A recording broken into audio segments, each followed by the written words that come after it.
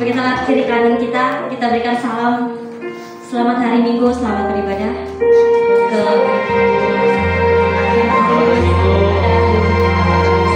minimal 5 orang. Ulang tahun.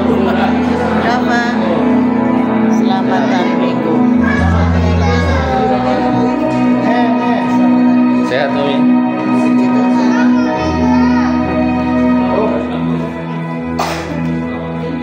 Dan duduk kembali.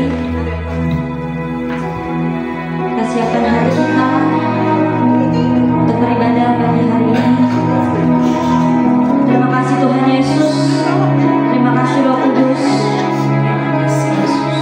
untuk penyertaan-Mu Tuhan yang sempurna atas hidup kami. Terima kasih Tuhan, kalau sampai hari ini kami masih diberikan kesempatan yang luar biasa. Kami masih bisa bersama-sama memuji muliakan nama-Mu di tempat ini.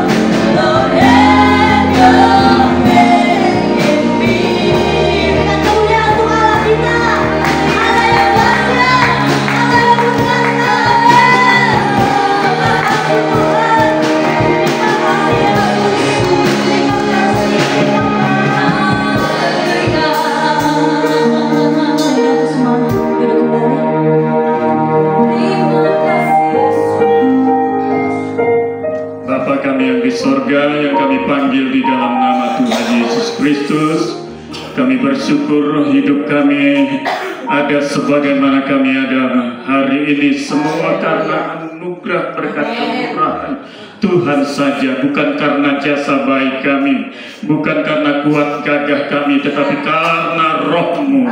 Terima kasih Tuhan, kalau kami semua jemaat-Mu, umat-Mu hadir di tengah-tengah ibadah di bait-Mu yang suci, yang kudus pagi hari ini. Ini juga karena Tuhan yang menganugerahkan kami kesehatan, kesempatan, kekuatan untuk memuliakan Tuhan. Tuhan sudah memberikan segalanya bagi kami, dan kami sangat bersyukur Tuhan buat hari-hari kehidupan kami di bumi ini Tuhan. Dan Engkau sudah menjamin keselamatan kami, hidup yang kekal. Seperti firman-Mu berkata, setiap orang yang percaya kepada nama Yesus Kristus tidak binasa, melainkan beroleh hidup yang kekal. Pagi hari ini oleh perkenanan, oleh penyucian darah Yesus, tubuh jiwa roh kami disucikan, dikuduskan, dan kami dilayakkan untuk menaikkan doa-doa syafaat kami, terutama bagi bangsa negara kami yang luar biasa ini. Bangsa Indonesia diberkati Tuhan, bangsa Indonesia damai, bangsa Indonesia berkemenangan, bangsa Indonesia mengalami kasih Tuhan. Setiap pemimpin bangsa kami juga mengalami kasih Tuhan. Tuhan membukakan, melembutkan hati mereka, agar mereka boleh menyerahkan hidup mereka, bertobat dan percaya kepada Yesus Kristus Tuhan. Terima kasih Tuhan. Berkati setiap suku-suku bangsa ini, berkati wilayah-wilayah, daerah-daerah Tuhan, yang kami tidak sebut satu persatu di kesempatan ini. Namun Tuhan mengcover semuanya dengan kasih karunia-Mu. Bangsa kami, yang tertinggal sekalipun, yang terpencil sekalipun, Tuhan memberkati mereka semua. Terpujilah nama-Mu Tuhan, terpujilah nama-Mu Tuhan, untuk bangsa kami, sehingga sampai saat ini tetap ada sebagaimana ada, tidak dilanda peperangan. Ini juga anugerah Tuhan. Bangsa kami mengalami mujizat demi mujizat dari Tuhan. Oleh karenanya Tuhan, selamatkan bangsa kami terus. Ulurkan tangan belas kasihan atas bangsa, atas negeri ini. Ampuni dosa para pemimpin bangsa kami. Jamah mereka semua Tuhan, agar mereka berpaling kepada Tuhan Yesus Kristus. Tidak mengandalkan manusia, tidak mengandalkan kekuatan sendiri, tetapi mengandalkan Tuhan. Terima kasih Tuhan, sehingga bangsa ini, masyarakat, rakyat bangsa ini berkenan kepada-Mu ya Tuhan. Sekarang kami berdoa juga untuk gereja-gereja-Mu, lintas denominasi yang ada di negeri ini Tuhan. Tuhan berkati gereja-Mu, bukan ke gedung, tetapi gereja-Mu secara umat Tuhan, hamba-hamba Tuhan yang Tuhan pakai di kota besar, kota kecil, sampai daerah-daerah pedalaman, para penginjil, para misionaris, guru, gembala sidang, apapun jawatan hamba-hamba-Mu Tuhan. Engkau yang sudah mengutus, Engkau yang sudah menetapkan mereka. Urapilah mereka dengan kuasa Roh-Mu, sebab tanpa urapan kuat kuasa Roh-Mu, hampalah, kosonglah hamba-hamba-Mu. Oleh karenanya Roh-Mu lah yang memberikan keberanian untuk hamba-hamba-Mu, umat-umat-Mu, gereja-Mu, untuk tetap kuat berdiri teguh di tengah-tengah goncangan dunia hari-hari ini Tuhan.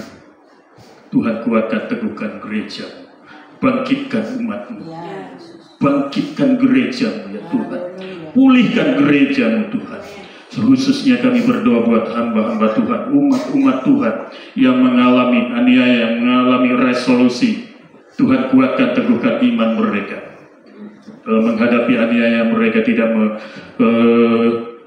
mundurkan diri dari iman mereka. Mereka tetap berpegang teguh, tetap kokoh iman mereka Tuhan. Terima kasih Tuhan. Berkati gereja Tuhan, GBI, mulai dari GBI Pusat Petamburan, Pak Yosi dan tim penggembala di sana. Tuhan berkati semua cabang-cabang GBI Petamburan. Tuhan berkati keluarga besar GBI Petamburan. Tuhan berkati termasuk gereja GBI Korones di tempat ini. Tuhan berkati. Terima kasih untuk Ibu Gembala kami yang hari ini berulang tahun. Tuhan jamin kesehatannya, keamanannya.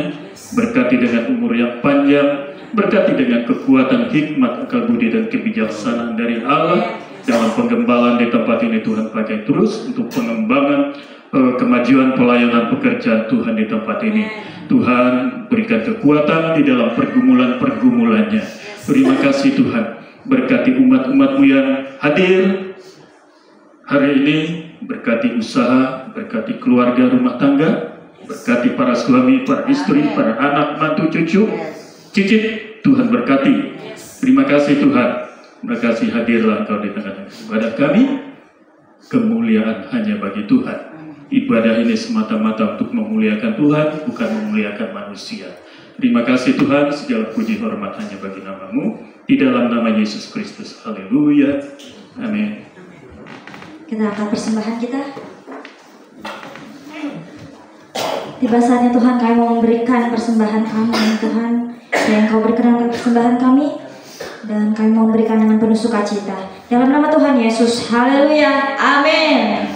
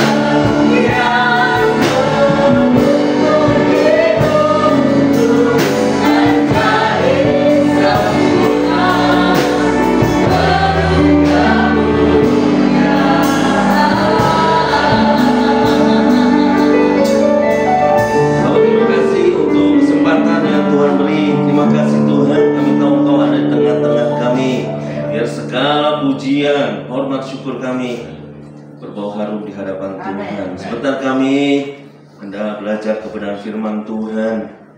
Urapanmu secara khusus untuk hamba-Mu. Bila hamba-Mu menyampaikan isi hati-Mu Tuhan, dan ini menjadi jawaban bagi setiap pergumulan umat-Mu di tempat ini. Berbicaralah bagi kami siap diberkati Tuhan di dalam nama Yesus Tuhan kami. Kami sudah berdoa dan mengucap syukur. Haleluya. Amin. Silakan duduk Bapak Ibu. Shalom.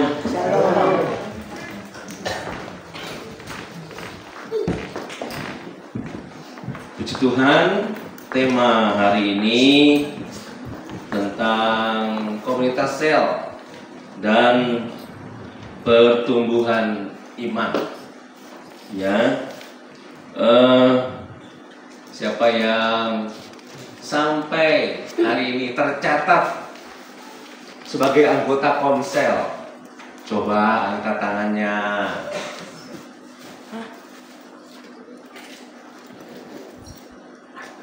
Sekitar separuh dari kita ternyata belum menjadi anggota komsel. Melalui khotbah ini, saya berharap, ya, saya mewakili gereja ini, saya berharap setiap kita masuk ke komsel. Nah, khotbah kali ini adalah khotbah yang saya coba sampaikan dengan cara sederhana tentang komunitas sel. Itu ada kaitan juga dengan pertumbuhan iman. Amin. Ya.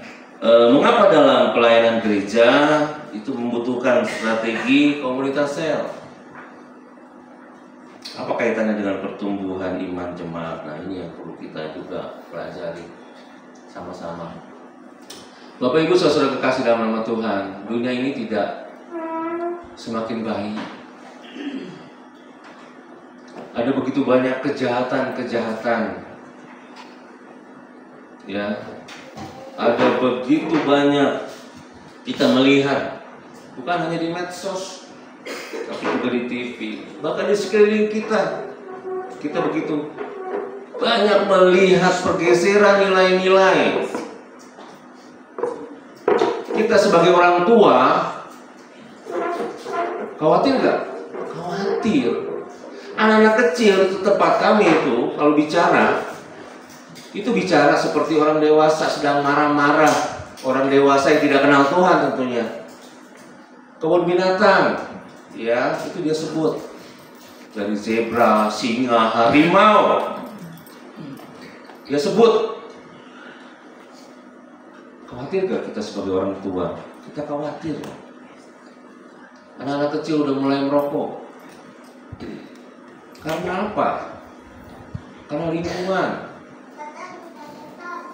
pergaulan yang buruk itu bisa merusak kebiasaan yang baik, dan itu terjadi hari-hari ini. Kita khawatir kan? Khawatir.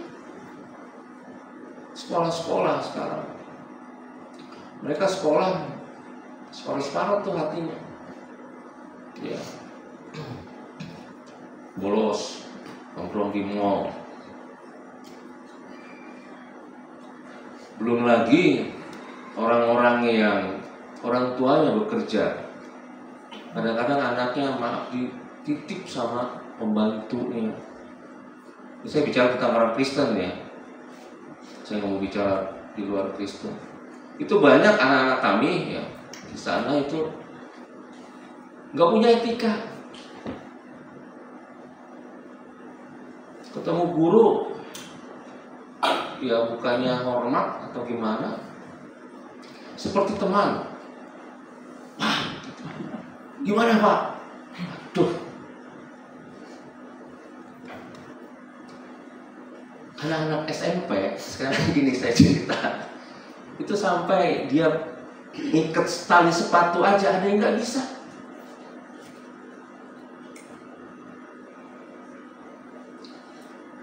Udah besar, tapi tetap dikirimi makan siang sama orang tuanya. Dia nggak mau kalau tidak dikirimi sama ini.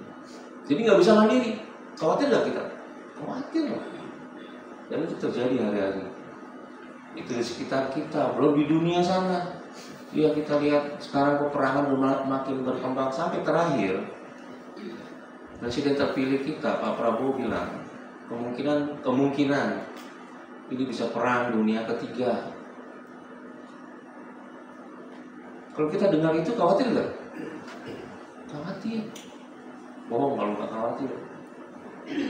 Karena ada beberapa negara-negara yang berperang itu mereka memiliki senjata nuklir. Kalau dulu kan masih pakai senjata konvensional, dor gitu berhadapan begitu. Sekarang enggak, kirim drone, tinggal pencet tombol gitu, udah langsung terkirim ke negara tujuan. Mengerikan. Semua berita-berita itu mengerikan. Khawatir kita, khawatir. Nah, salah satu strategi ya yang dilakukan oleh gereja adalah memperkuat iman setiap jemaat Tuhan. Itu bisa dilakukan, salah satunya adalah di komunitas sel. Nah, ini yang kita akan bicarakan pada pagi ini. Komunitas sel itu dibutuhkan semata-mata untuk mencapai tujuan Allah melalui gerejanya sebagaimana yang disebut di Kolose 1 ayat 28. Halo, Kolose 1 ayat 28 dan Efesus 4 ayat 13. Saya baca. Dialah yang kami beritakan apabila tiap-tiap orang kami nasihati dan tiap-tiap orang kami ajari dalam segala hikmat untuk memimpin tiap-tiap orang kepada kesempurnaan dalam Kristus. Efesus 4 ayat 13. Sampai tujuannya nih, sampai kita semua telah mencapai kesatuan iman dan pengetahuan yang benar tentang anak Allah, kedewasaan penuh dan tingkat pertumbuhan yang sesuai dengan kepenuhan Kristus. Nah, ini bicara tentang proses tujuan kita. Nah, oleh karena itu, lanjut. Umumnya gereja melakukan penginjilan dengan strategi yang pertama. Itu strategi khotbah umum. Saya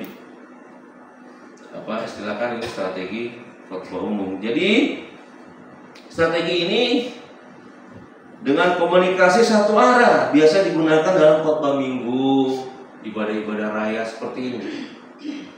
Ya.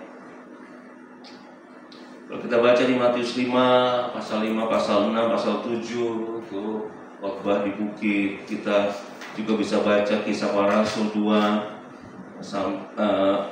ayat 14 sampai 47 itu tentang bagaimana Petrus berkhotbah. Itu yang dipakai oleh khotbah umum. Ya, biasanya dari atas ke bawah. Ya, jadi satu orang berbicara untuk banyak orang. Kelemahannya ialah tidak mungkin berlangsung komunikasi dua arah. Kalau saya sedang bicara gini, nggak mungkin Pak Santoni, Pak, aku bertanya dong, Pak, aku bertanya, itu maksudnya apa? Nggak mungkin. Ini khotbah umum, ya. Jadi itu salah satu kelemahannya. Ya, jadi peran serta aktif semua anggota itu sangat dibutuhkan sebetulnya. Nah, dalam khotbah umum ini itu tidak berlaku. Yang kedua, strategi kelompok kecil yang biasa kita sebut komsel. Strategi ini dibutuhkan dan merupakan inti dari konsep sel yang efektif. Hanya sayangnya dalam prakteknya belum mengikuti pola yang Yesus pergunakan pada para murid, di mana ia mengajar, melatih, mengutus dan mempersiapkan mereka sebagai pemimpin untuk meneruskan tugasnya.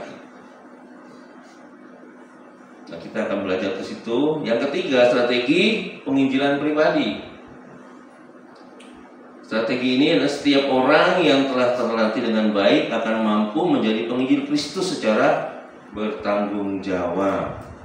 Nah, perlu ditekankan bahwa strategi penginjilan pribadi itu tidak akan mungkin tercapai tanpa strategi komunitas sel. Jadi memang rupanya dipersiapkan betul kalau di strategi komunitas sel itu, sehingga dia efektif ketika dia melakukan strategi penginjilan pribadi. Jadi itu terjawab ya, apa sih hubungannya antara komunitas sel dengan pertumbuhan iman seseorang? Ya, rupanya memang betul kelompok-kelompok kecil itu dibentuk, atau komunitas-komunitas kecil itu dibentuk, sel-sel itu terbentuk justru untuk membentuk pribadi-pribadi yang siap masuk ke dalam strategi penginjilan pribadi. Lanjut, beberapa tujuan utama komunitas sel. Yang pertama, saling memperhatikan. Ibrani 10:24 mengatakan begini, dan marilah kita saling memperhatikan supaya kita saling mendorong dalam kasih dan dalam pekerjaan baik. Bapak Ibu, di dalam komsel itu kita memungkinkan lebih peduli dengan satu dengan yang lain, tidak seperti ini. Yang ini banyak sekali. Jadi kita kadang-kadang suka lepas tuh. Bukan kita nggak peduli, tapi lepas dari pandangan kita. Siapa hari ini yang nggak masuk? Yang nggak hadir? Kan kadang-kadang siapa ya? Karena saking banyaknya orang. Tetapi di kelompok sel atau komunitas sel kita bisa tahu hari ini yang nggak hadir siapa nih? Pak Pepi ya? Kemana Pak Pepi ya? Nah gitu. Jadi kita bisa tahu hari ini siapa yang nggak hadir. Oh, Mas Danan ya? Bisa tahu kita, karena lebih sedikit, jadi kita lebih cepat memperhatikan sekitar kita. Ya, jadi yang pertama adalah saling memperhatikan. Di dalam kelompok sel yang sehat, di mana Kristus memerintah, Roh Kudus itu bekerja, kasihnya mengalir, dan itu dialami oleh setiap orang. Orang yang dipimpin oleh Roh Kudus, dia akan peduli dengan orang lain. Dia akan saling memperhatikan satu dengan yang lain. Itu salah satu dari beberapa tujuan utama dari komunitas sel. Yang kedua, penjangkauan keluar. Kisah 1 ayat 8, tetapi kamu akan menerima kuasa kalau Roh Kudus turun ke atas kamu, dan kamu akan menjadi saksiku di Yerusalem dan di seluruh Yudea dan Samaria dan sampai ke ujung bumi. Pertumbuhan rohani yang sehat tidak dapat dipisahkan dari upaya untuk mengasihi yang terhilang dalam dosa. Ya, lanjut. Jadi tugas ini dapat dikerjakan oleh setiap orang, tetapi akan lebih efektif lagi bila itu dilaksanakan dalam komunitas sel. Ya, dalam komunitas sel setiap orang didoakan, disiapkan dan dilatih untuk apa? Untuk diutus. Ini yang harus juga kita pahami bersama. Ya, penjangkauan keluar. Tadi yang pertama apa? Saling memperhatikan. Yang kedua, penjangkauan keluar. Itu penting. Yang ketiga, mengembangkan karunia rohani. Roma 12 ayat 6a. Demikianlah kita mempunyai karunia yang berlain-lainan menurut kasih karunia yang dianugerahkan kepada kita. Di dalam komunitas sel itu kita terus dilatih. Ya, sampai kita ketemu nih, apa sih panggilan kita? Sebelum kita diutus Tuhan menjadi saksi Tuhan keluar. Ya. Berdasarkan kebenaran firman Tuhan, setiap orang yang sudah bertobat, menerima Kristus dan dilahirkan kembali, dia memiliki Roh Kudus. Kita bisa baca di Efesus 1 ayat 13 sampai 14. Di dalam Dia kamu juga, karena kamu telah mendengar firman kebenaran, yaitu Injil keselamatanmu, di dalam Dia kamu juga ketika kamu percaya dimeteraikan dengan Roh Kudus yang dijanjikannya itu.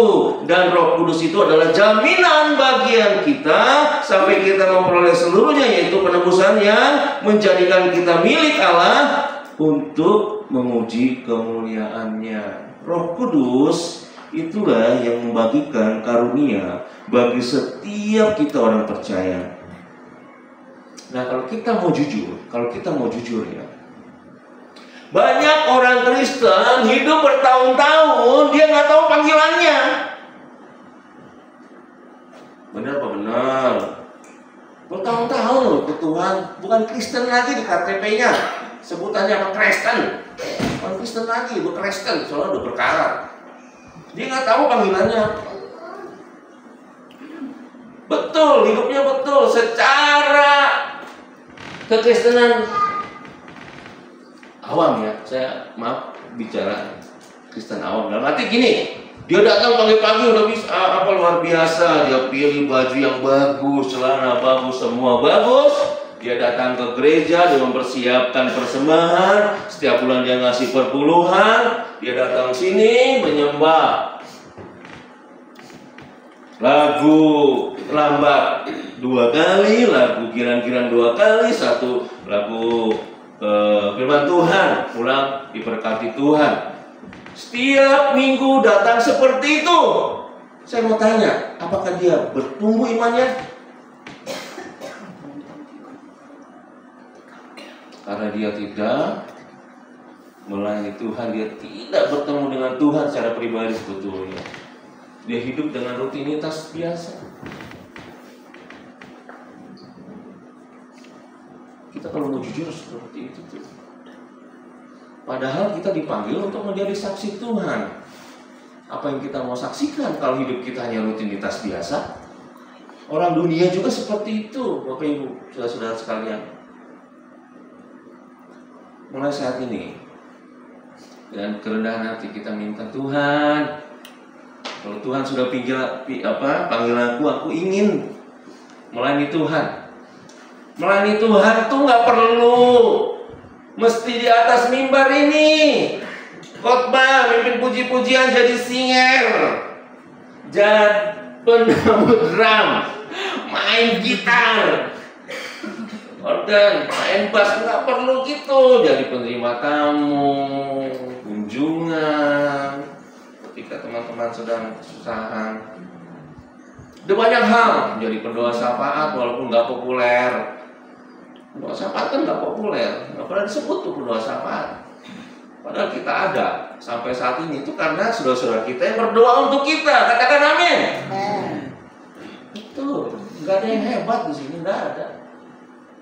Nah ini pentingnya kita harus mengetahui komunitas sel seperti itu. Ya, kita mengembangkan karunia rohani kita. Apa karunia kita? Bisa masak ya, masak aja. Itu karunia. Bisa masak ya. Jadi jangan terlalu tinggi-tinggi juga. Karunia bernubuat. Misalnya dikejar itu bagaimana caranya bernubuat. Yang nggak perlu juga disebutin itu bukannya nubuat. Lu buat itu namanya. Ya. Oh, di sana aku melihat ular. Ngeri banget, ya. Oke, itu yang ketiga, mengembangkan karunia rohani. Yang keempat, mempersiapkan gereja di masa sulit. Di awal tadi saya sudah singgung bahwa hidup ini tidak semakin baik. Banyak gereja ya tadi doanya Pak Sianturi, ya ada gereja yang diresolusi. Ada gereja yang ditutup. Susah banget kita mau ibadah. Nah di Komsel, saya baca ini 2 Korintus 5 ayat 5. Tetapi Allah lah yang justru mempersiapkan kita untuk hal itu. Mempersiapkan apa? Untuk gereja di masa sulit. Dan yang mengaruniakan roh kepada kita sebagai jaminan segala sesuatu yang telah disediakan bagi kita. Ini penting bagi kita. Ketika kita tahu ada banyak gereja-gereja yang digusur, ditutup, diresolusi, itu nggak berlaku di Komsel.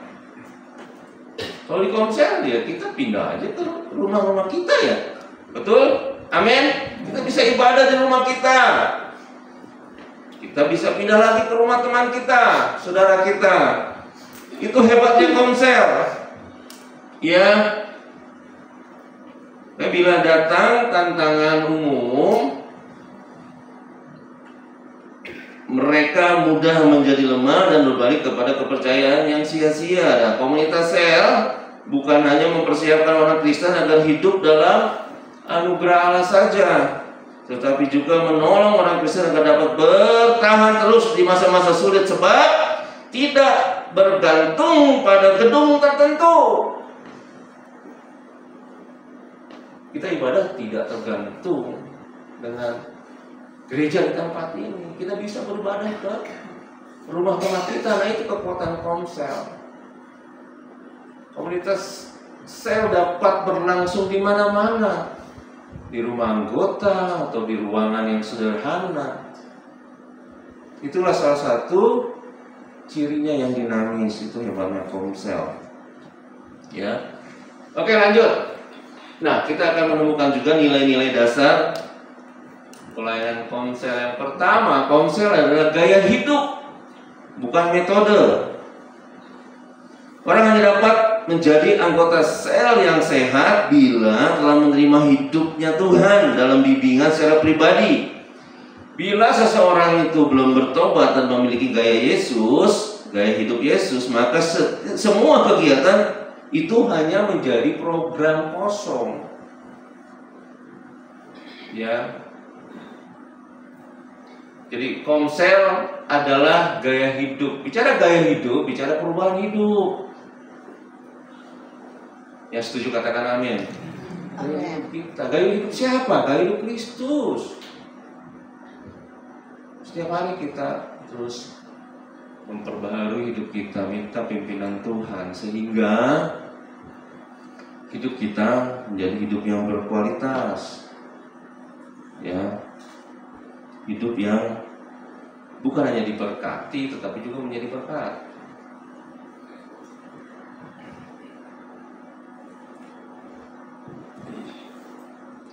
Orang yang tidak memahami firman sebagai perkara rohani, 1 Korintus 2 ayat 14, hanya bila seseorang telah memiliki hidup Kristus maka ia terus bertumbuh dan akan mengalami perubahan nilai hidup, di 2 Korintus 5 ayat 17. Ya. Jadi nilai pertama yang harus dipahami ialah bahwa di dalam komsel setiap orang harus mengalami perubahan nilai dari waktu ke waktu oleh pekerjaan Roh Kudus dan firman Tuhan. 2 Timotius 3 16 sampai 17. Yang kedua, pemuritan yang sesungguhnya terjadi terus-menerus. Nah, di dalam komsel itu terus-menerus ada pemuritan. Yang tadinya nggak bisa doa, dimuridkan jadi bisa doa. Tadinya nggak bisa nyanyi, belajar nyanyi di komsel. Ya. Betul Pak, betul. Amin. Di komsel itu penting, makanya komsel itu. Ya, jadi pemuritannya terus menerus. Itu terjadi di komsel.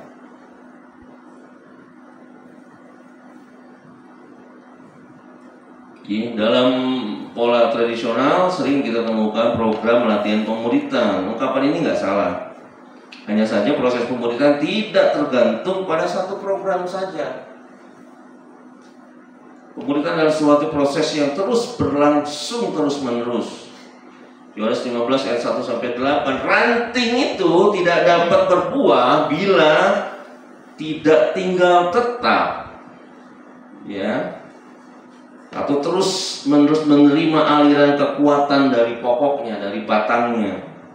Di dalam komsel itu terbina dengan baik, setiap anggota akan terus-menerus mengalami perubahan.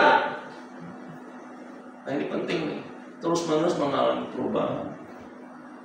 Dan proses pembinaan dan terus ditambah dari hari ke hari sehingga menjadi murid yang memuliakan Tuhan. Yang ketiga, komsel adalah sarana mobilisasi jemaat seutuhnya. Ya, melalui komsel sistem penjangkauan keluar bukan hanya harus sistematis dan terus-menerus, tetapi juga dapat memungkinkan multiplikasi, pelipat gandaan. Nah, ini ya, pertumbuhan karakter dari setiap anggota terwujud dalam penjangkauan keluar yang terprogram menjadi gaya hidup anggota komsel. Jadi perubahan hidup yang menarik mereka untuk datang kepada Tuhan.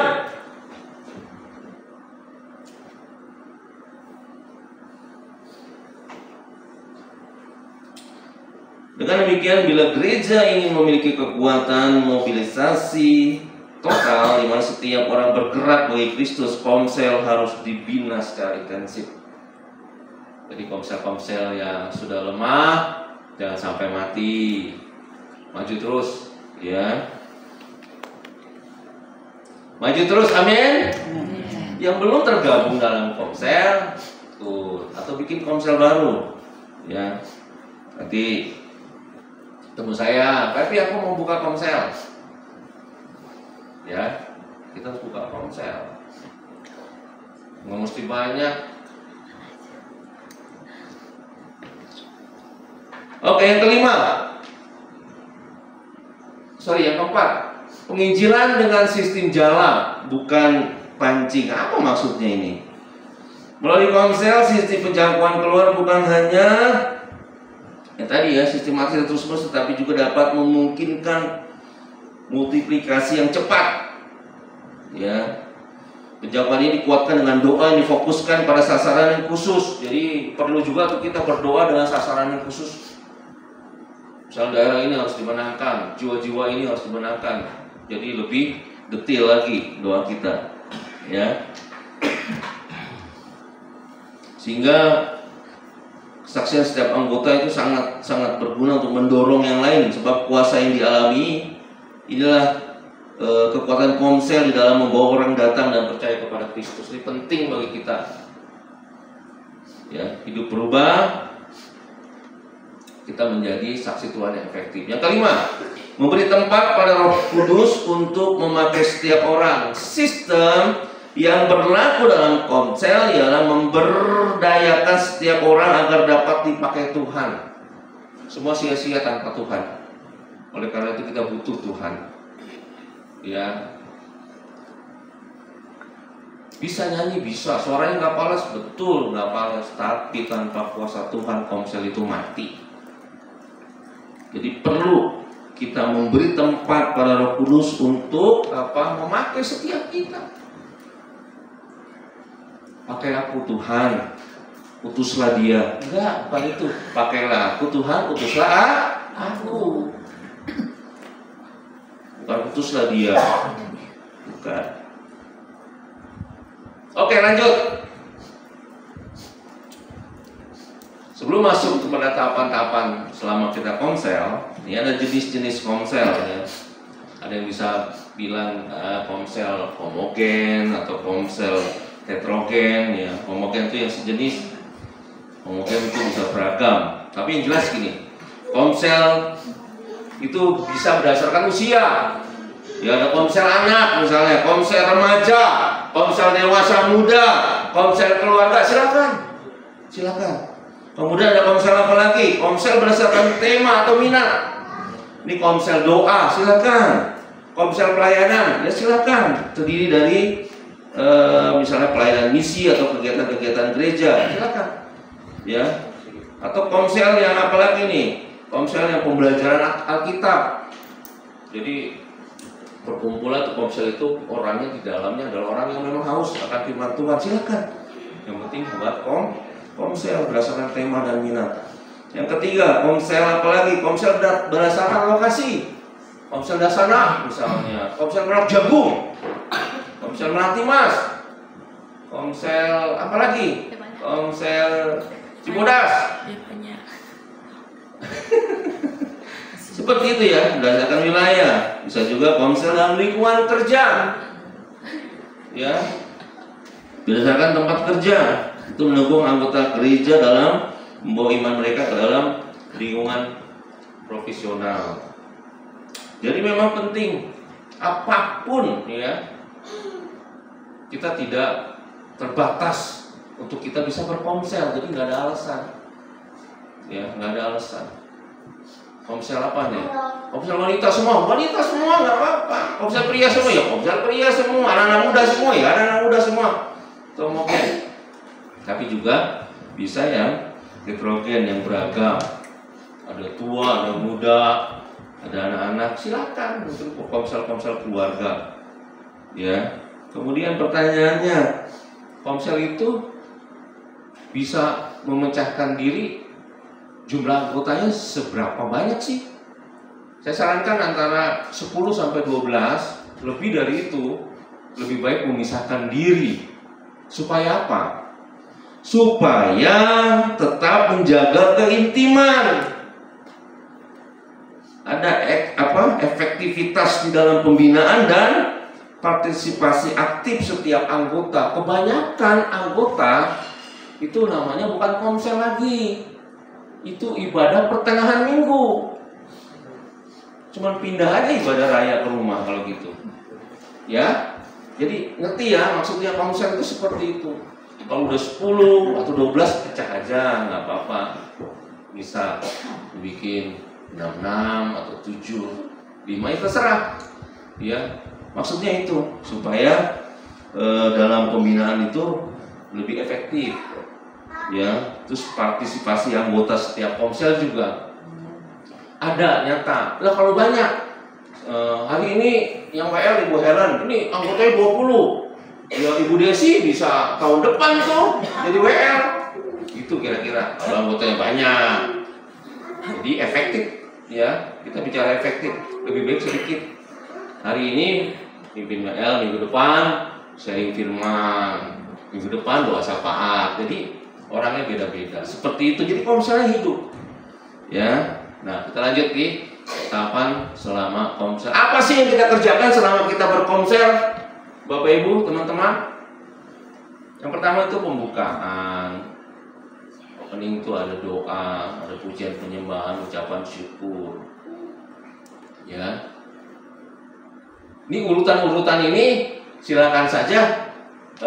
Ini nggak baku ya, Bapak Ibu. Ini bisa Bapak Ibu, teman-teman bisa atur sedemikian rupa. Ya. Yang penting komsel. Katakan yang penting komsel. Oke, yang kedua, icebreaker. Ini bisa memecah suasana. Kadang-kadang gini, kita udah penat ya, udah lelah. Apalagi kalau datang orang baru gabung gitu kan. Kiku, tepuk tangan juga gini. Jadi nggak lepas. Ya, nah icebreaker ini itu bisa memecahkan suasana. Suasana jadi cair. Ya, tadinya diam, mau nyanyi juga berat kayaknya gitu. Nah, icebreaker ini bisa berupa permainan-permainan, bisa berupa apapun yang ingin memecahkan suasana yang kaku itu. Ya, silakan Bapak Ibu, saudara-saudara sekalian, cari sendiri tuh icebreaker. Pola apa yang cocok di tempat Bapak Ibu. Ya. Tujuannya adalah untuk memecahkan suasana yang buntu itu.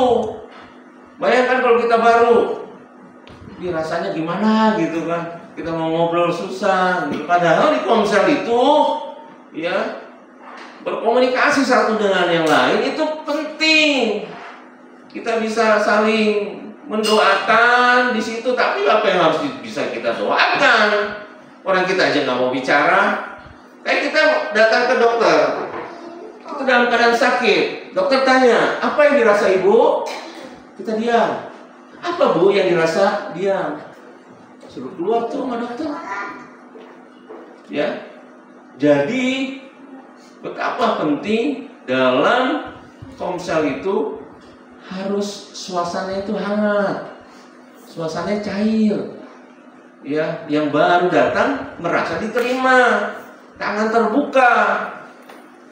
Itu fungsi dari icebreaker. Icebreaker di sini yang hebat tuh Pak Danang, Kak Esther itu hebat, Kak Cindy juga jago.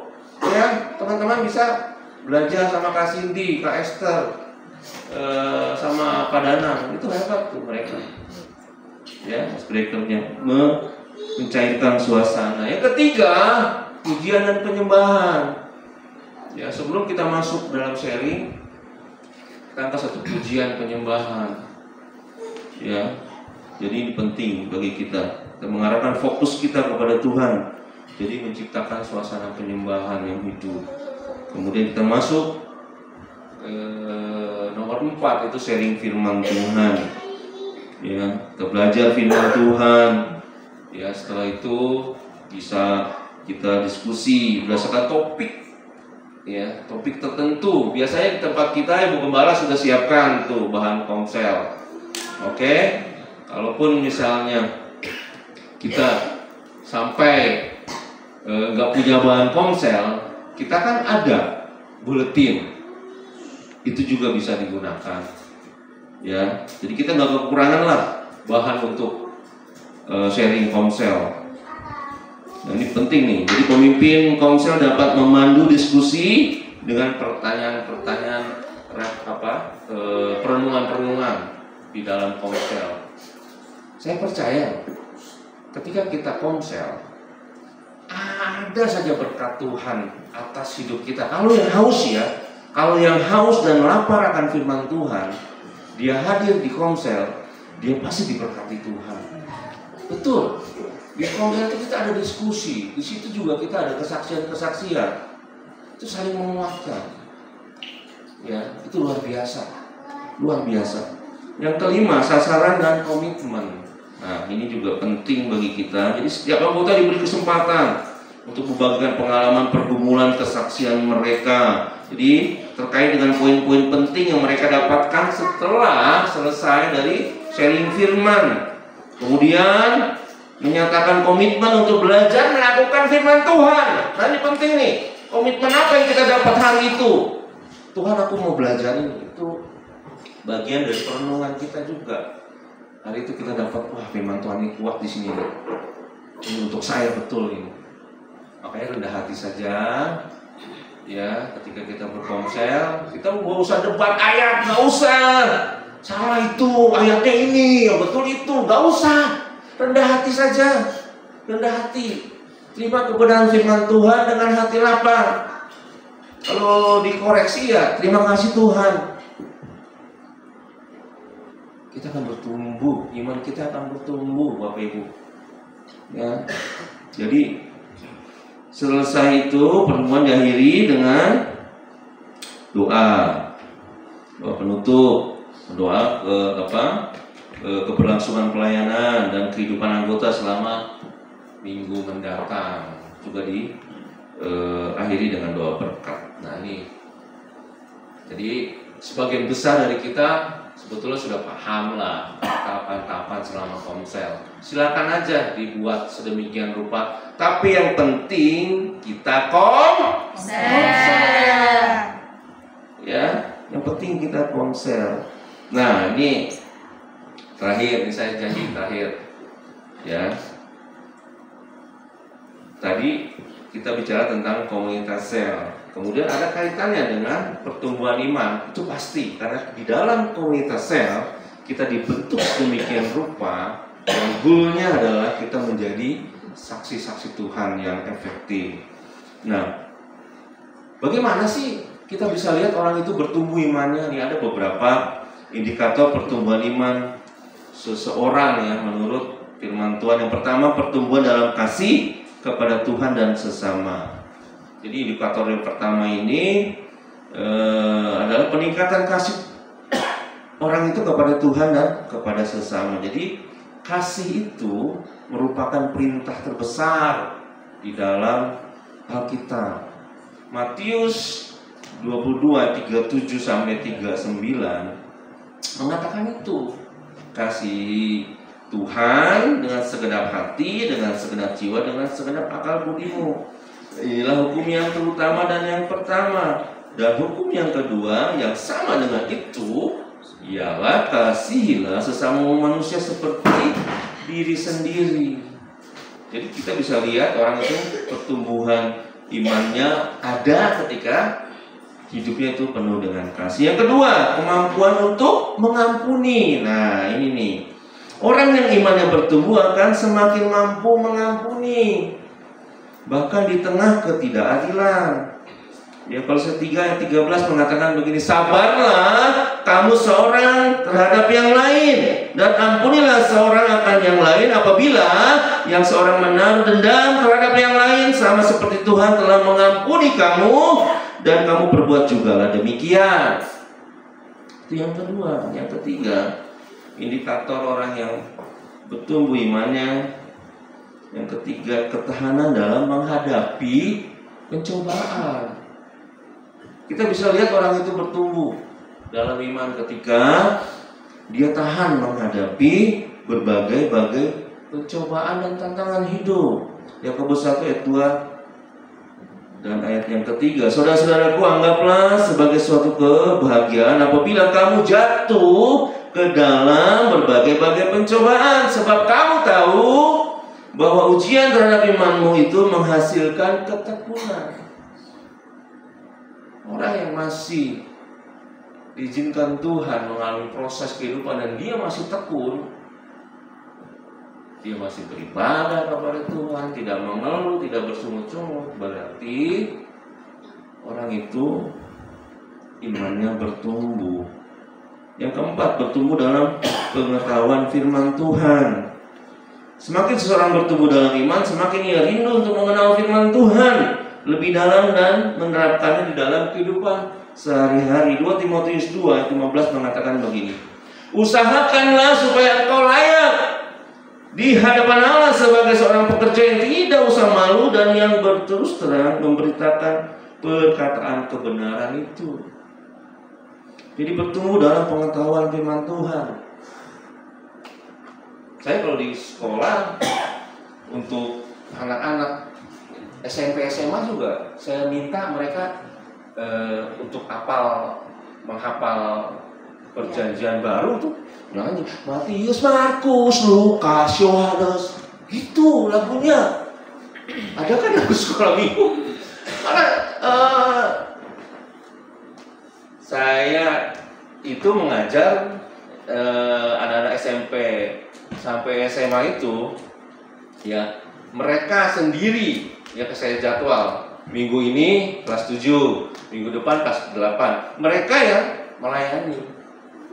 Dari situ kita bisa tahu ya panggilan mereka seperti apa.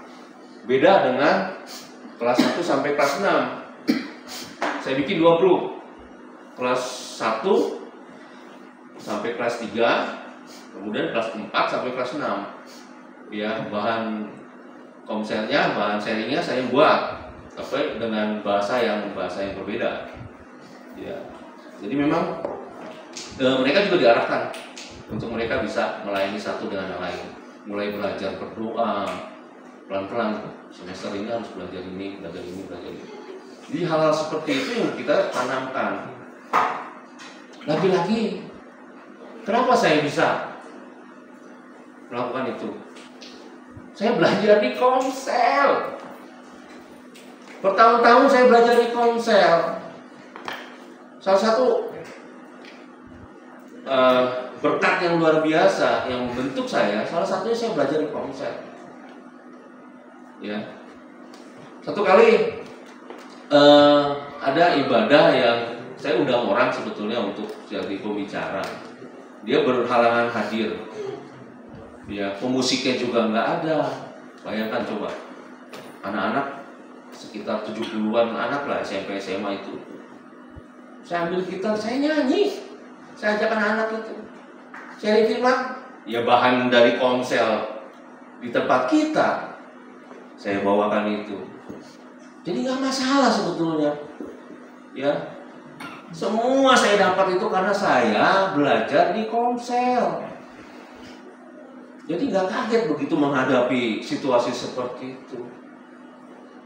Ya, ketika orang tidak bisa hadir karena satu dan lain hal, ya udah kita ganti aja.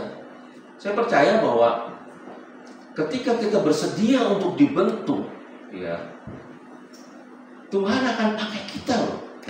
Luar biasa. Betul. Itu nyata betul. Nyata betul itu.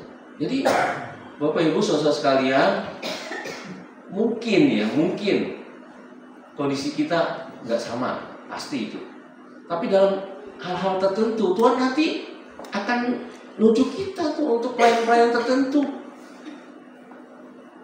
Untuk doa makan, masa kita nggak bisa sih doa makan? Misalnya di dalam keluarga, kalau dong tante doa makan aja nggak bisa. Bayangkan coba. Tenang kita. Ikut Tuhan bertahun-tahun, masa doa makan gak bisa. Ya. Jadi hal seperti ini juga harus kita terus pacu, kita upgrade terus di hidup kita. Jangan seperti ini, Tuhan aku gak mau seperti ini. Aku mau berubah. Aku mau menjadi sesuatu yang berkenan kepada Tuhan untuk bisa memberkati orang lain. Semuanya itu mungkin terjadi di Komsel, Bapak Ibu. Katakan amin. Amin. Komsel.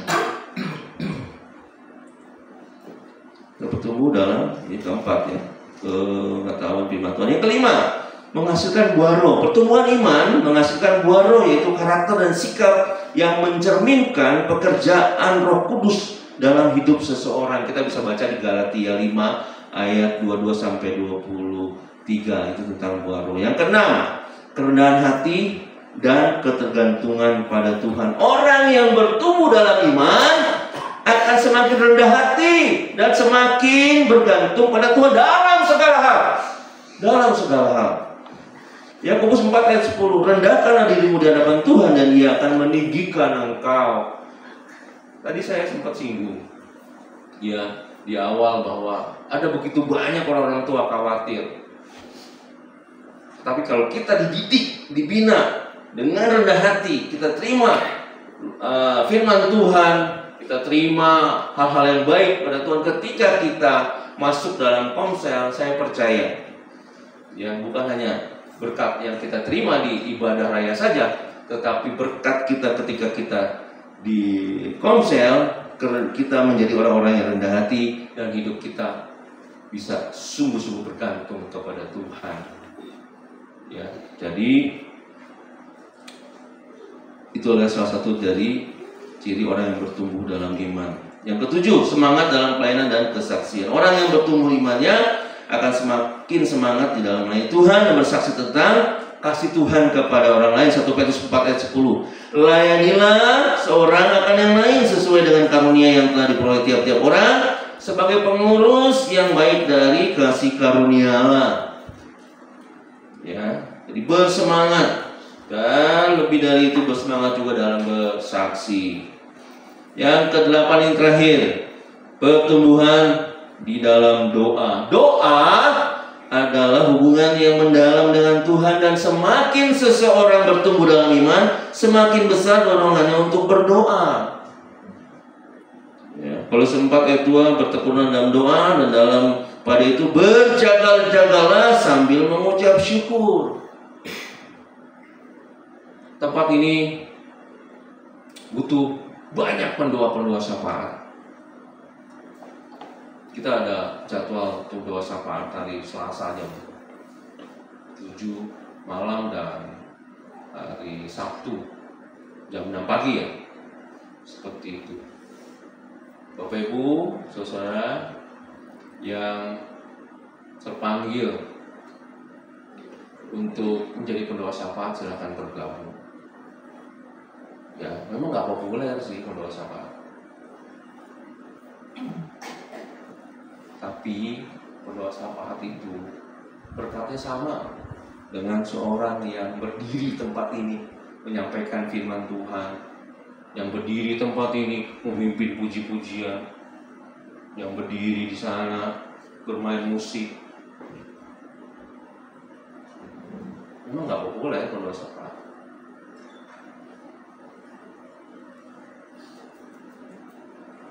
Kita dipanggil untuk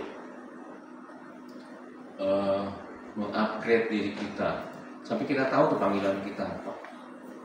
Ya, nah ini satu rahasia nih.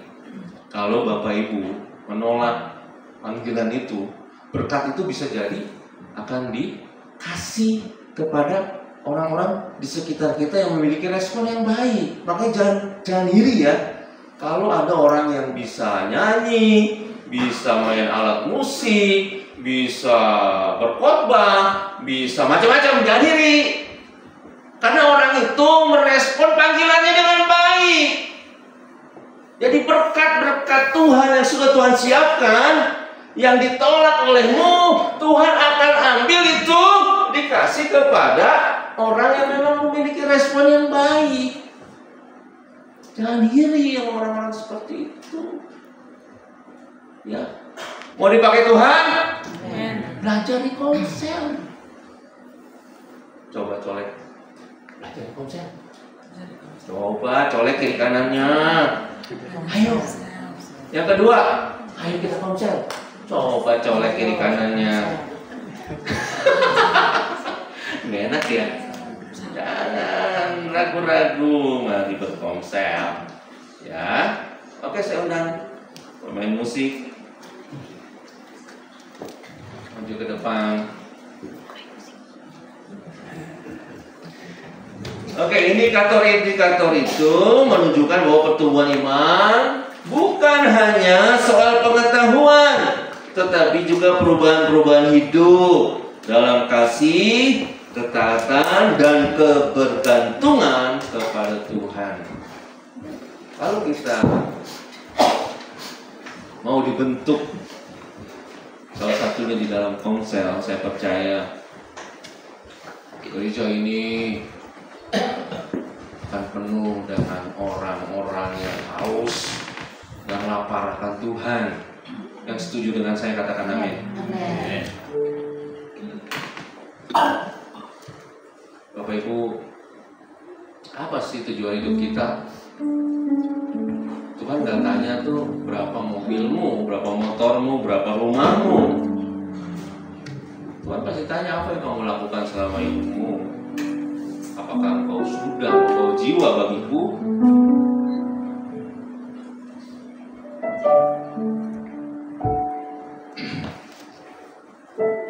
Tuhan memberikan keselamatan kepada kita itu cuma-cuma. Alangkah egoisnya kita ketika kita diselamatkan dengan cuma-cuma itu, kita tidak mau menyaksikan keselamatan itu. Keselamatan di dalam nama Yesus kepada orang-orang yang kita cintai di sekitar kita.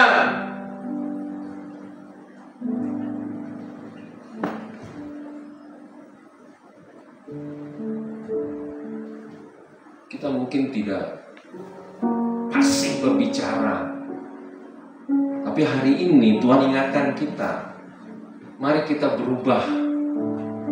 Hidup kita berubah, cara kita bicara berubah, mulai dari cara pikir kita berubah, sehingga tindakannya berubah sesuai dengan kehendak Tuhan.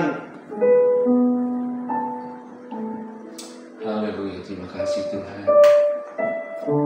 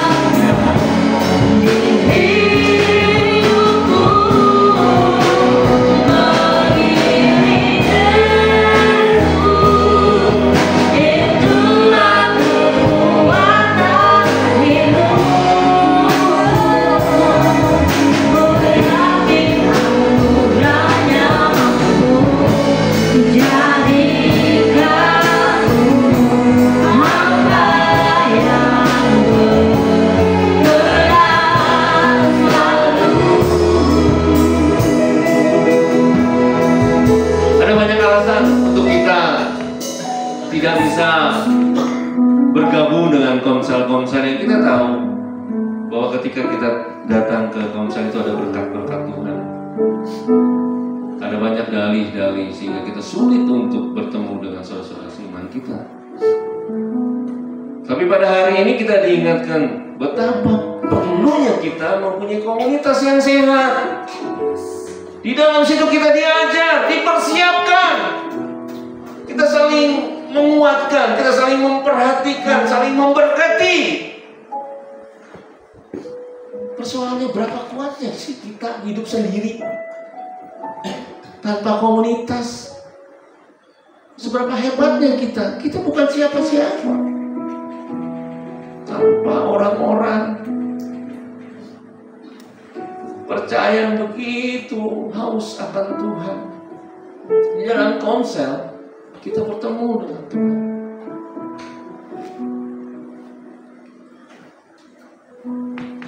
Saya mengajak hari ini Bapak Ibu, saudara sekalian yang belum tergabung dalam komsel, silakan Bapak Ibu bisa membentuk komsel sendiri atau bisa bergabung dengan komsel-komsel yang sudah ada. Rasakan dan nikmati. Di situ ada berkat-berkat yang luar biasa. Mari tundukkan kepala, mari kita berdoa. Bapak Surgawi, terima kasih untuk kebenaran firman pada hari ini yang mengingatkan kepada kami bagaimana kami harus memiliki komunitas yang sehat. Komunitas sel yang di dalamnya kami dibentuk, dipersiapkan, yang di dalamnya kami mengalami perubahan-perubahan hidup sesuai dengan kebenaran firman-Mu. Dan hari ini kami mau tetapkan hati, kami mau setia, bukan hanya hadir di ibadah raya, tetapi juga kami akan mengikuti komsel-komsel yang sudah ditentukan. Terima kasih Bapak, terima kasih, pakai setiap kami.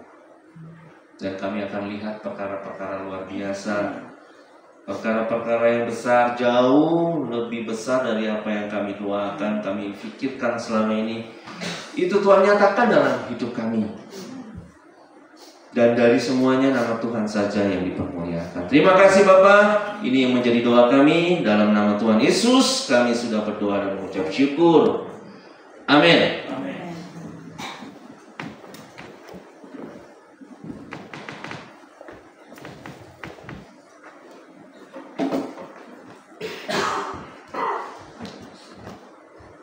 Puji Tuhan, kita sudah berkati oleh kebenaran firman Tuhan.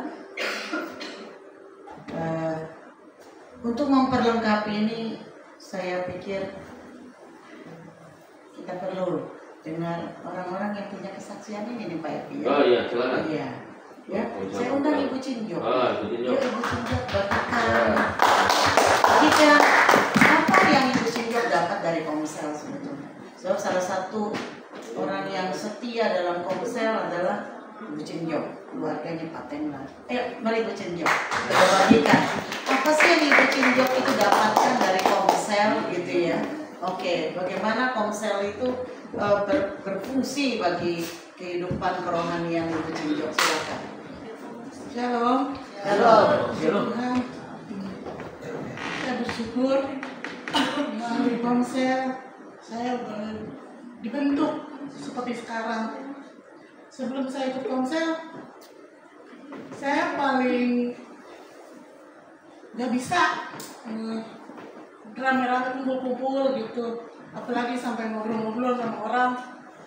Saya biasanya maunya menyendiri. Melalui komsel saya bentuk. Ya pada mulanya juga ikut komsel. Di setiap komsel tuh takut disuruh doa, takut disuruh. Pas udah selesai udah mau selesai komselnya, saya ke belakang. Alasan mau ada apa? Padahal saya takut disuruh doa. Gitu juga di ibadah umum. Udah selesai, waktu masih ada Bapak Gembala, doa sepatah terakhir. Pas sudah terakhir, udah mau doa sepatah, udah bangkit berdiri, sambil berburu aja saya turun. Ngapain aja di bawah? Padahal takut. Ya puji Tuhan, melalui konser saya belajar mimpin pujian, belajar doa. Puji Tuhan sekarang saya udah bisa mendoakan banyak orang. Sekarang udah nggak nolak lagi, disuruh apa aja, ayo. Ya puji Tuhan, ya saya sekarang jadi berani. Meskipun masih ada juga daya sharing, puji Tuhan, udah mulai belajar ngajar. Meskipun masih ragu-ragu. Terima kasih juga saya buat komsel, khususnya buat Bapak Epi yang selalu membimbing saya. Semakin hari semakin saya mengerti firman Tuhan, ya semakin saya lakukan. Jadi bagi saudara-saudara juga saya rasa gak usah takut, misalnya doa aja udah jangan saya. Kebanyakan begitu, saya awalnya begitu. Ya puji Tuhan sekarang. Ya terima kasih Tuhan berbentuk saya, berikan saya keberanian. Terima kasih. Kalau saya ibadah juga. Terima kasih. Oke, terima kasih. Nah, satu lagi saya mau undang nih, satu lagi, Pak Agus. Ya, Pak Agus saya. Ini juga setia nih di komsel nih. Ayo Pak Agus ceritakan. Ya, apa sih manfaat komsel bagi Pak Agus? Shalom saudara semuanya. Saya merasakan di komsel ini ya pertumbuhan iman. Jadi waktu masih komsel Mas di Borak itu nggak pernah saya disuruh berdoa. Paling ya puji-pujian aja waktu itu. Tapi sekarang di komsel Berkat ini saya mulai diajarkan sama pimpinan komsel Pak Epi untuk mulai berdoa. Tadinya saya takut juga ya, seperti pengalaman di Cianjur itu ya. Kalau saya nggak bisa lari ke belakang. Cuma hati saya udah deg-degan kalau disuruh doa gitu, dapat tugas doa. Tapi kalau mulai ini belajar sedikit-sedikit, belajar doa makan, dan doa siapa, sedikit-sedikit saya berdoa. Ya puji Tuhan, mulai berani gitu ya, mulai berhasil gitu. Itulah manfaatnya komsel. Saya harapkan saudara-saudara berkomsel harap berkomsel. Dari segi pertumbuhan iman bagaimana? Dari segi pertumbuhan iman. Dari seperti semangat saya. Kalau ada komsel nggak pernah nolak, pokoknya siap Pak Epi, siap siap, selalu siap saya kalau komsel gitu. Oke, terima kasih Pak Agus. Ya. Saya yakin saudara-saudara yang rajin berkomsel ini, saudara-saudara mengalami sendiri ya, bagaimana saudara bertumbuh di dalam komsel. Ya, saudara kita itu salah satu saudara kita yang ada di Korea saat ini, Ibu Ayu, dia bertumbuh dari komsel. Dia bukan siapa-siapa, bahkan dia bukan dari orang Kristen. Ibu Desi salah satu contoh, bukan dari orang Kristen, tapi mereka bertumbuh di dalam komsel. Saya yakin firman Tuhan yang disampaikan setiap minggu itu pasti berguna bagi saudara. Tetapi firman Tuhan di dalam komsel itu akan lebih nancep saudara. Karena apa? Karena kita sedang berdiskusi, kita bisa bertanya, kita bisa mengaplikasikan di dalam kehidupan kita, ya. Nah itu bisa dilakukan di dalam komsel. Ya sebab itu, mari yang belum berkomsel atau yang komselnya jarang-jarang, ya, ayo sekarang kita mau aktif. Karena apa? Karena ada banyak fungsi, ada banyak berkat, ada banyak guna dari komsel itu. Komsel bagi pemuritan itu luar biasa. Oke, satu lagi kita mau dengar kesaksian bukan untuk komsel, tetapi kesaksian dari Pak Danang karena Ibu Heni kemarin dioperasikan, Ibu Heninya masih belum bisa datang, saat ini belum datang ya Ibu Heni ya? Ya, Pak Danang mungkin bisa. Kesaksian singkat saja.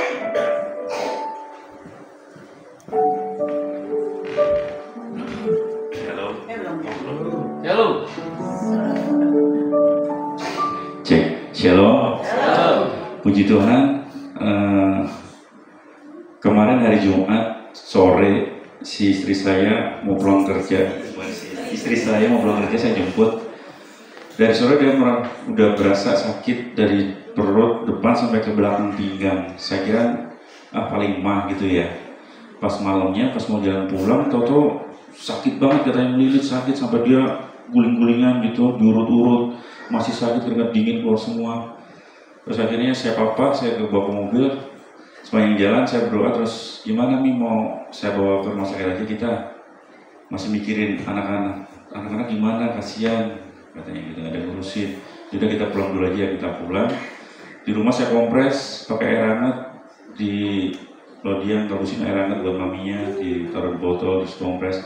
Pagi puji Tuhan udah mendingan paginya.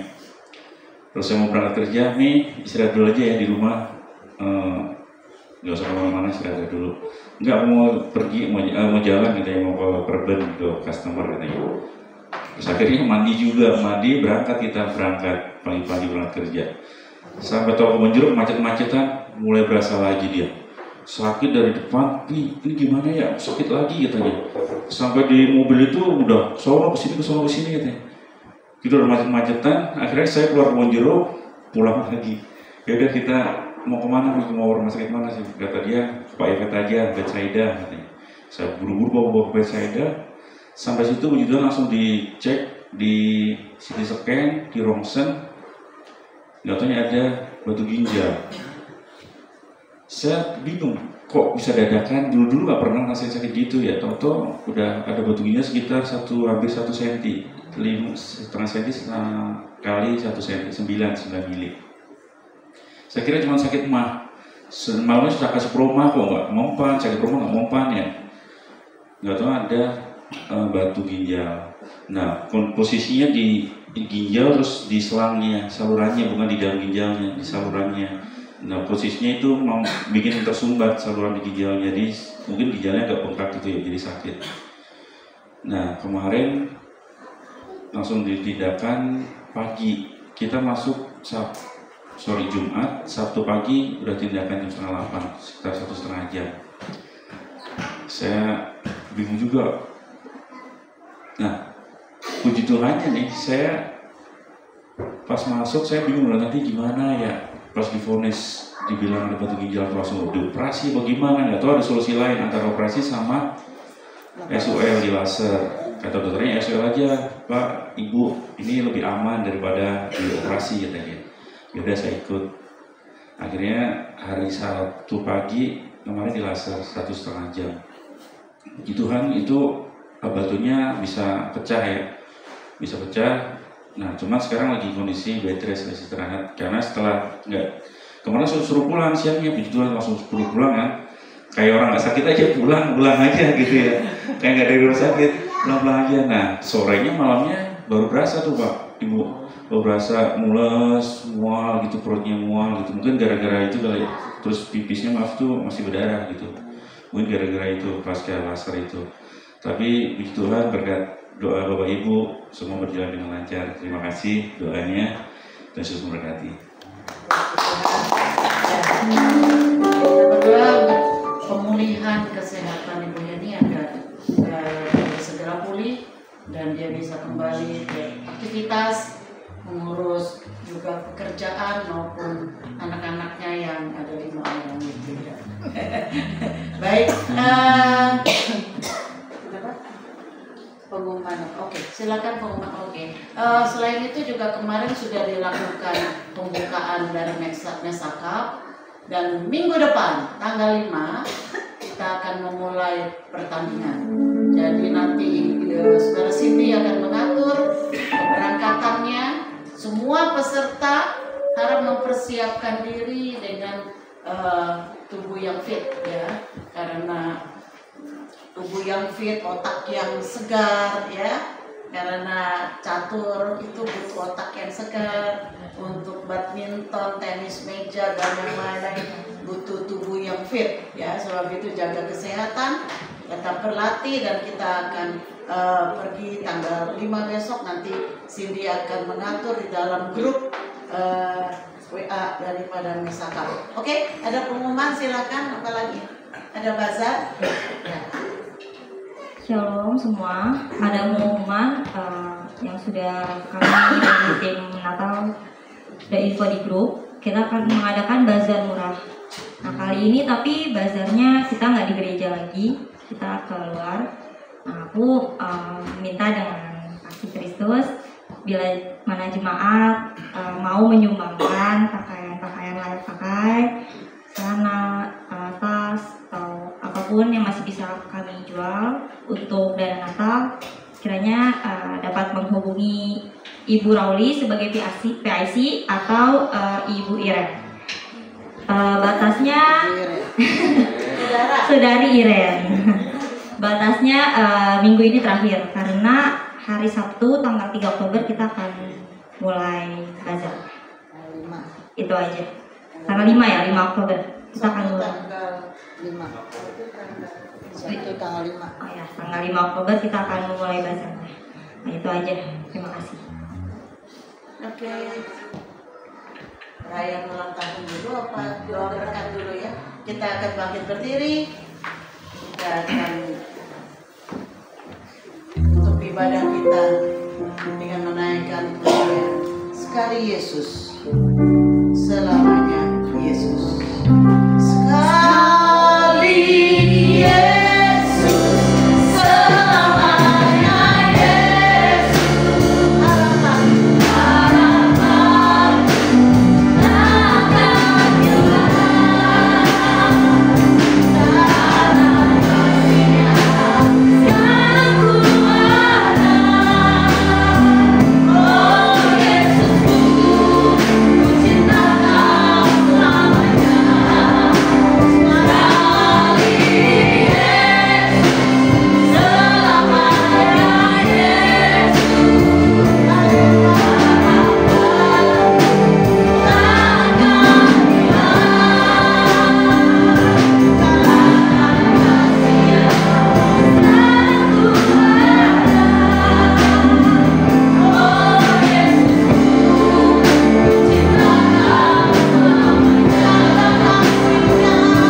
selamanya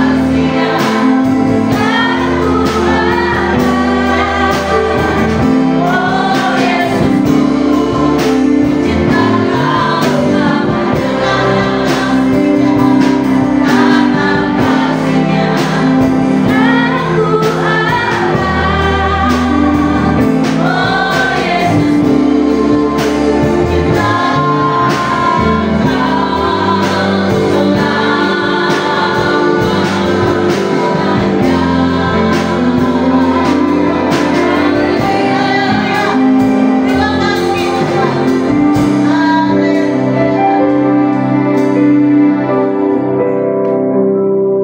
Engkau memberkati semua umat-Mu Tuhan sepanjang minggu ini. Apa yang diusahakan oleh umat-Mu Kau buat berhasil. Pekerjaan umat-Mu Kau buat berhasil. Rumah tangga Tuhan pelihara. Tuhan beri damai sejahtera, sukacita, kasih yang mengikat setiap anggota keluarga. Tuhan berkati ya Bapa setiap anak-anak-Mu yang bersekolah. Tuhan berkati pendidikan mereka. Berikan hikmat, kepintaran, kecerdasan bagi anak-anak-Mu untuk mengikuti setiap pelajaran-pelajaran. Terima kasih ya Bapak. Dan sekarang curahkan berkat-Mu atas setiap kami. Mari para kekasih Tuhan, angkat tangan-Mu di hadapan Tuhan. Buka hatimu dan terimalah berkat. Tuhan memberkati engkau. Tuhan melindungi engkau. Tuhan menyinarkan wajahnya kepadamu dan memberi engkau kasih karunia. Tuhan menghadapkan wajahnya kepadamu dan memberi engkau damai sejahtera. Sebab itu pulanglah dan bawalah sertamu segala berkat, rahmat, anugerah dari Allah Bapa, kasih setia dari Tuhan kita Yesus Kristus, serta persekutuan pengurapan dari Roh Kudus menyertai kita semua, mulai dari saat ini sampai Tuhan Yesus datang kembali. Di dalam nama Yesus, yang percaya dan diberkati Tuhan, mari kita serukan bersama. Amin. Haleluya, haleluya. Selamat datang kembali. Happy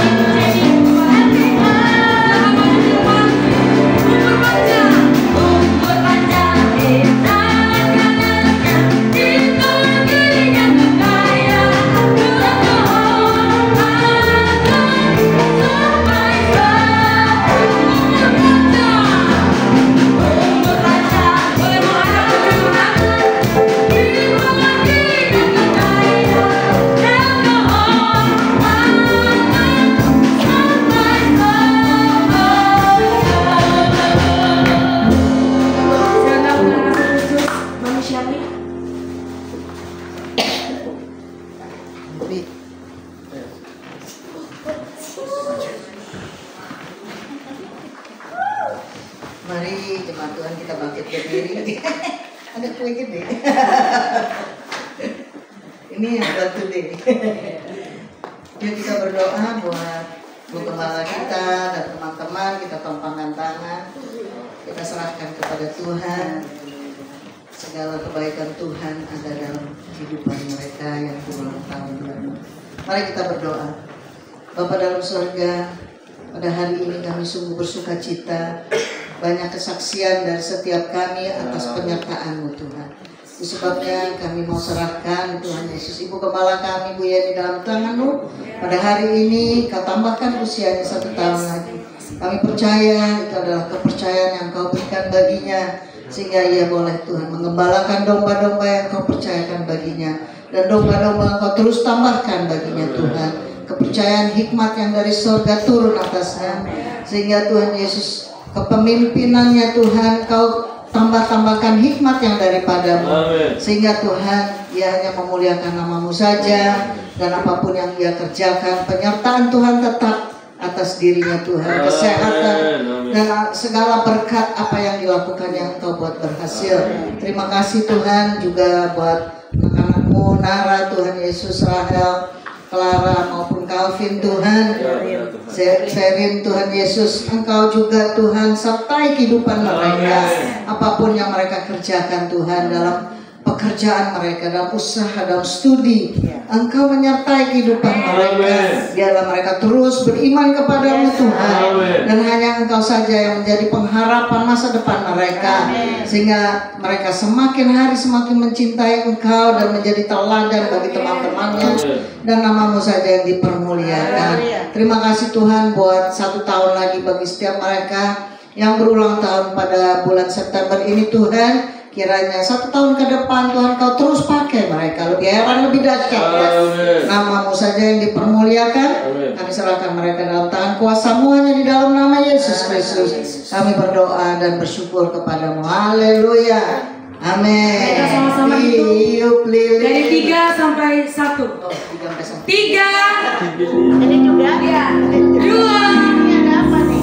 1.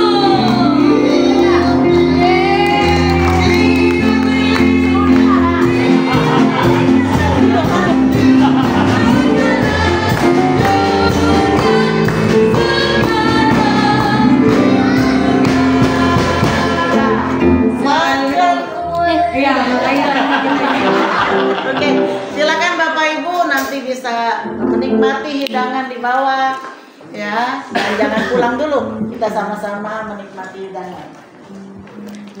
Silakan bersatu di sini.